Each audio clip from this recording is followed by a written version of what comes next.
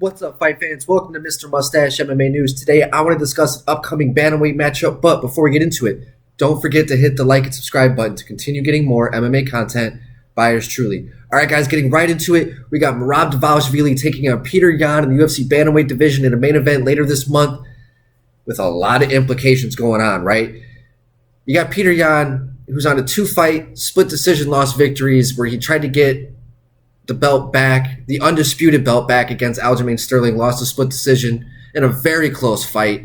And then again, he lost a split decision to Sugar Sean O'Malley in a fight where I did think Sean did win a 29-28 decision, but it was a close fight. It was a good fight.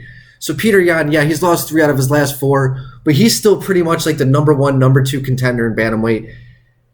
And that's why I love this matchup with Merab, because Merab Dvalishvili deserves a number 1 contenders fight. He's right there at the cusp of championship. He has said that he's not going to fight Aljamain Sterling if Aljamain Sterling's the current champion. So that's why I have like the weirdest suspicion that Sterling, no matter what, if he doesn't make it to the fight, if he loses the fight against Cejudo, or even if he beats Cejudo, he's not going to be fighting at bantamweight ever again. This is going to be his last fight at 35 if he makes it to that fight against Cejudo.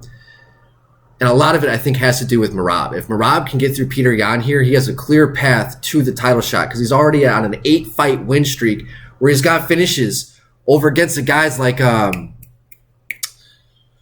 Moraes. I think that's his only finish, honestly. But he's had such dominating victories where he's just relentless pressure. He really is the machine. He stopped Jose Aldo right in his tracks, stopped Cody Stamann right in his tracks.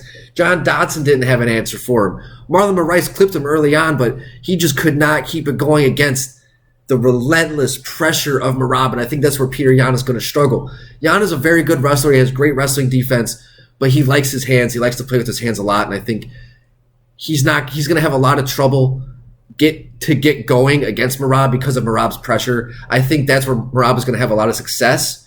And if he can just keep himself from getting hit early on, Merab can be a very long night for Petr Yan, right? And that's his path to victory. He's just going to have to just stop those takedowns. He's going to have to beat Merab up. He's going to have to light Merab up while he comes in and goes for the attack. He's going to have to make him pay with the flying knees, with the front kicks, just throwing knees down the middle, throwing straights, throwing jabs. He's going to have to keep it simple, make Merab pay for going in, because that will make him a little bit more hesitant, a little bit more easy to hit as the fight moves on. But if Merab can find that success and get to Peter's legs, fight against the cage, use his groundwork, use his grinding pressure, that's where he can find his success. But he's going to have to just make little to no mistakes against a guy like Petr No Mercy Yan, right? And bantamweight, there's so much shit going on right now, too. You got Sugar Sean O'Malley. He's next up for the title at 35 if something were to happen with Sterling and Cejudo.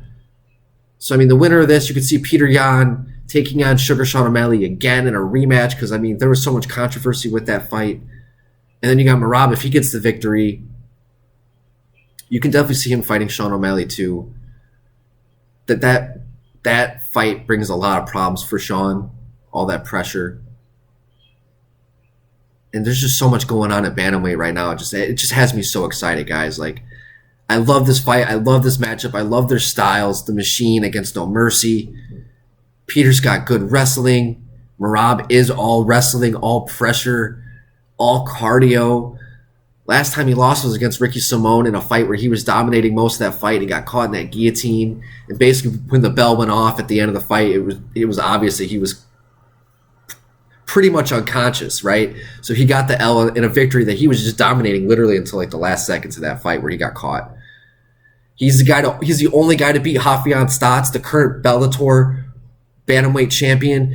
That's a huge feather in his cap. So I mean, Merab all day is just a fucking machine. And this is a really good test, a really good matchup, and against a guy like Petr Yan. I'd hate to because I have so many questions in this fight. Merab's chin is definitely going to be tested. That's if Peter can get started. Peter definitely, he has no problem waiting, no problem being patient. He showed that early on in his career against guys like John Dodson and Jimmy Rivera, where fights where he was losing most of it, but he was able to clip them early on every time he was able to let loose. And later on in his career, it's kind of showed where he's let his emotions kind of get the best of him with the disqualification against Aljamain Sterling, the rematch with Aljamain Sterling. He dominated Corey Sandhagen and Corey Sandhagen's own game in the stand-up in the kickboxing realm. That's why I love this fight. I love the bantamweight division. They're straight up killers all day, every day. But the whole Aljamain Sterling thing too, I'm going to be making a video on that whole situation in its own right. So I think early on, if Peter doesn't get the early KO victory, it's going to be a long night for him.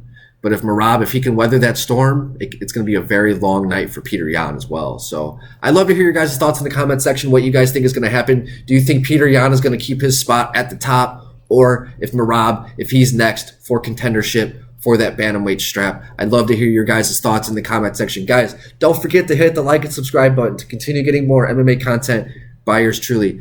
All right, Mr. Mustache, MMA news out. Let's fucking go, fight fans.